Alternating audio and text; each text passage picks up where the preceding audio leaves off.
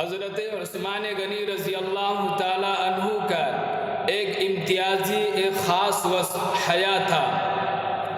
آپ کا ایک لقب کامل الحیاء والایمان تھا۔ جی ہاں، حضرت عائشہ صدیقہ رضی اللہ تعالی عنہ بیان فرماتی ہیں کہ ایک مرتبہ پیغمبر اسلام صلی اللہ علیہ وسلم میرے گھر میں لیٹے ہوئے تھے اور اس وقت آپ کی رانوں یا پنڈلیوں سے کپڑا اٹھا ہوا تھا۔ حضرت ابو بکر نے دستک دی، اندر آنے کی اجازت مانگی، آپ کو اجازت دے دی گئی۔ پیغمبر صلی اللہ علیہ وسلم اسی طرح سے رہے، کوئی توجہ نہ کی۔ اس کے بعد حضرت عمر فاروق آئے، انہوں نے دستک دی، اندر آنے کی اجازت مانگی، آپ کو بھی اجازت مل گئی۔ اندر آئے، پیغمبر صلی اللہ علیہ وسلم اسی طرح سے رہے، کوئی توجہ نہ کی۔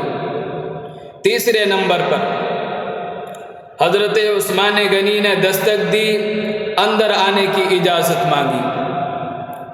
اب پیغمبر صلی اللہ علیہ وسلم اٹھ کر کے بیٹھ جاتے ہیں، اپنے کپڑے کو درست کر لیتے ہیں۔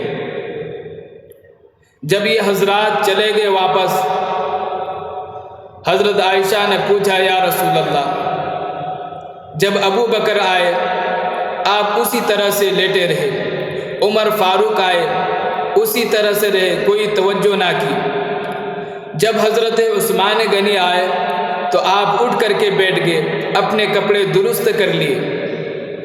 پیغمبر صلی اللہ علیہ وسلم نے فرمایا، الا استحیی من رجل تستحیی منہ الملائکہ، کیا میں اس آدمی سے حیا نہ کروں جس سے فرشتے حیا کرتے ہیں؟